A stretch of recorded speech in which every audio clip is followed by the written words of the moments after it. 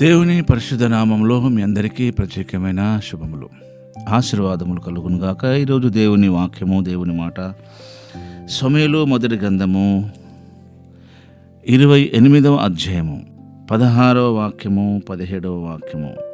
అందుకు సమూయేలు, యెహోవా నిన్ను ఎడబాసి నీకు పగవాడు కాగా నన్ను అడుగుట వలన ప్రయోజనమేమి? యెహోవా తన మాట తన పక్షముగానే నెరవేర్చుచున్నాడు. నా ద్వారా ఆయన సెలవిచ్చి ఉన్నట్టు నీ చేతిలో నుండి రాజ్యమును తీసివేసి నీ పొరుగువాడైన దావీదునకు దాన్ని ఇచ్చి ఉన్నాడు. యెహోవా ఆజ్ఞకు నువ్వు లోబడక అమాలేకుల విషయంలో ఆయన తీక్షణమైన కోపము నెరవేర్చకపోయిన దాన్ని బట్టి యెహోవా నీకు ఈవేళ ఈ ప్రకారం చేయుచున్నాడు. ఈ వాక్య భాగాన్ని మీరు కూడా చదవండి. ఇక్కడ సమూయేలు అంటున్నాడు, నిన్ను దేవుడు ఎడబాసి నీకు పగవాడు కాగా నన్ను అడుగుట వలన, నన్ను సంప్రదించడం వలన, నా సలహా తీసుకోవడం వలన నీకేం ప్రయోజనము? ఇక్కడ గమనించవలసిన విషయం ఏంటంటే, దేవుడు సౌలుకు పగవాడైపోయాడు, ఎడబాసాడు అని రాయబడ్డది. కానీ న్యాచురల్గా దేవునికి ఎవరు విషయంలో పగ ఉండదు. దేవుడు నిజంగా ఎవరి పట్ల ఎడబాసి ఉండడు. అందరికీ అన్ని విషయంలో అవకాశాలు కల్పిస్తాడు దేవుడు. ఆ అవకాశాన్ని మనం సరిగా ఉపయోగించుకోకపోవడం వల్లనే మనకు ఏర్పడే ప్రాబ్లము ఇది. మనం దేవునికి పగవారముగా మనం అనుకుంటాము, కానీ దేవునికి మనం పగవారం కాము. అక్కడ యెహోవా నిన్ను ఎడబాసి అని రాయబడ్డది. దేవుడు మనం ఎడబాయాడు. మనమే దేవుని మాటకు అవిధేయులమై ఎడబాస్తున్నాం. ఆ మాట గమనించండి. 18వ వాక్యం, యెహోవా ఆజ్ఞకు నీవు లోబడక అనే మాట. మన దేవుని ఆజ్ఞకు లోబడితే మనము దేవునికి ఇష్టంగా ఉంటామే, కానీ పగవరం ఎందుకు అవుతాం? మనం లోబడకపోవడం వల్ల మనము పగవరం అవుతున్నాం. మనం మంచివారము కామని దేవునికి తెలుసు. మన బిహేవియర్ మంచిది కాదని దేవునికి తెలుసు. అందుకే మనకు ఒక అవకాశాన్ని ఇచ్చాడు, మనల్ని రక్షించాడు. మనం మంచివారమని దేవుడు రక్షించలేదు. మంచివారమని మనకు ఒక స్టేటస్ మనకి ఇవ్వడు దేవుడు. ఈ విషయాన్ని మీరు అర్థం చేసుకోవాలి. కనుక దేవునికి నువ్వు పగబాడవయ్యావు, దేవుడిని ఎడబాసాడు అన్నాడు సమూయేలు.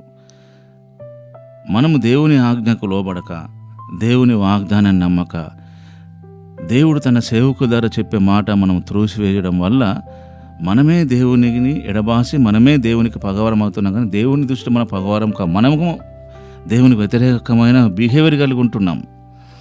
ఇక్కడ మాట గమనించండి. నా ద్వారా ఆయన సెలవిచ్చినట్టు నీ చేతుల నుండి రాజ్యము తీసివేసి, ఆ మాట గమనించండి. నా ద్వారా ఆయన సెలవిచ్చి ఉన్నట్లు అనే మాట గమనించండి. 17వ వాక్యం, ఏలియా ద్వారా దేవుడు సెలవిచ్చినట్లు సారెపాతలో ఉన్న అమ్మ ఆ కుండలో ఆ పిండి కొంచెమైనా, ఆ కొంచెం పిండి కొంచెం నూనెతో ఒక అప్పం చేసి అతనికి ఇచ్చింది. ఈ విషయం గమనించండి. యెహోవా సెలవిచ్చి ఉన్నట్టుగా అని రాయబడ్డది. ఒక సందర్భంలో 17వ అధ్యాయం మీరు చూడండి రాజుల మొదటి గ్రంథం 17వ అధ్యాయము 14-15 వాక్యాలు గమనించండి మీరు. ఈ సందర్భంలో ఏలియా చెప్పినట్టు చేసేనని రాయబడ్డది. అలాగనే యెహోవా ఏలియా ద్వారా చెప్పినట్టు చేసేనని రాయబడ్డది. రెండూ రాయబడ్డాయి. మరి ఆమెకున్న పరిస్థితి చాలా దయనీయమైనది. కానీ ఆ సమయంలో కూడా తను ఆ అప్పం ఇవ్వడానికి ఇష్టపడ్డది. ఈ రోజున మనమందరం మన పరిస్థితిని ఎలగక్కుతా అంటాం, నాకు పరిస్థితి బాగలేదు, నేను ఇవ్వలేకపోతున్నాను అని. మనం దేవుని వాక్య కోణంలో చూస్తే నీ పరిస్థితి బాగలేకపోవడం, ఇవ్వకపోవడం అనేది సరైనది కాదని వాక్యం చెబుతున్నది. ఆమె పరిస్థితి కూడా సరైనదిగా లేకుండానే కదా ఆమె అయినను ఒక అప్పం చేసి ఇచ్చింది. నువ్వు చెప్పే మాటలో ఎంత వాస్తవం ఉన్నది? ఫేక్ అన్నది అర్థమవుతుంది మనకి ఇక్కడ. మనలో చాలామంది ఇలాగ అనుకుంటాం, నా పరిస్థితి బాగలేదు, నేను అందుకని ఇవ్వలేకపోతున్నానని.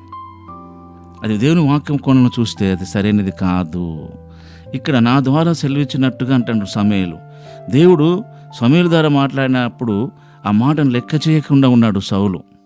నా ద్వారా యెహోవా అనే మాట గమనించాను. నా ద్వారా అనే మాట, నా ద్వారా ఆయన సెలవిచ్చి ఉన్నట్టు నీ చేతుల నుండి రాజ్యం తీసివేసి. దేవుడు సమూయేలు ద్వారా మాట్లాడాడు సౌలుతో ఆల్రెడీ. అది పట్టించుకోవట్లేదు. మీ పాస్టర్ ద్వారా దేవుడు మీతో మాట్లాడేదాన్ని మీరు చాలా జాగ్రత్తగా నమ్మి లోబడాలి. అది మీకు క్షేమం. ప్రతి విషయాన్ని దేవుని కోణంలో నుంచి చూడండి. బైబిల్ ఏం చెప్తుంది, బైబిల్లో ఏం రాయబడ్డది, మన జీవితంలో ఏం జరుగుతుంది, మనమేం మాట్లాడుతున్నాం. కనుక దేవుడు పగవాడు కాడు. ఆయన మాటకు విధేయత చూపక, దేవుని సేవకుల ద్వారా దేవుడు చెప్పే విషయాన్ని నమ్మక మనం అవిధేయులమైనప్పుడే మనకు మనమే దేవునికి ఎడబాసిన వారముగా, మనకు మనమే దేవునికి పగవారంగా అయిపోతున్నాం. దేవుడిచ్చిన అవకాశాన్ని మనం జారవిడుచుకుంటున్నాం. కనుక సమూయేలు లాంటి సేవకులను కలిగి ఉండడం మనకెంతో గొప్ప ఆశీర్వాదం. వారి ద్వారా దేవుడు మనతో మాట్లాడతాడు. కానీ సౌలులాగా ఉండే పరిస్థితులలో మనం ఒకవేళ ఉంటే ఈ క్షణమైనా ఈ వాక్యం విని మన మనసు మార్చుకొని మన మాటలలో, మన అభిప్రాయాలలో, మన ఉద్దేశములలో న్యాయము లేదని, నీతి లేదని గమనించి, సారెపాతు విధవరాలు ఏ విధంగానైతే తనకు ఉన్న పరిస్థితుల్లో ప్రభువైపు ప్రభు మాటగా నమ్మి, ఏలియా మాటను దేవుని మాటగా నమ్మి చేసిందో, అలాగే మనము తన సేవకుల విషయంలో, సేవకుల ద్వారా దేవుడు చెప్పే మాటల పట్లను మంచి అభిప్రాయము, ఉద్దేశం కలిగి జీవిద్దాం. అలాంటి కృప దేవుడు మనందరికీ అనుకరించును గాక. ఆమేన్. పరిశుద్ధుడు అయిన తండ్రి, ప్రేమగల దేవ, నీకు స్తోత్రం. ఇది నా వాక్యమును దీవించి మాకు దీవెనకరంగా మార్చినందుకు వందనాలు చెల్లిస్తూ యేసు నామములోనే ప్రార్థిస్తున్నాం తండ్రి. ఆమేన్.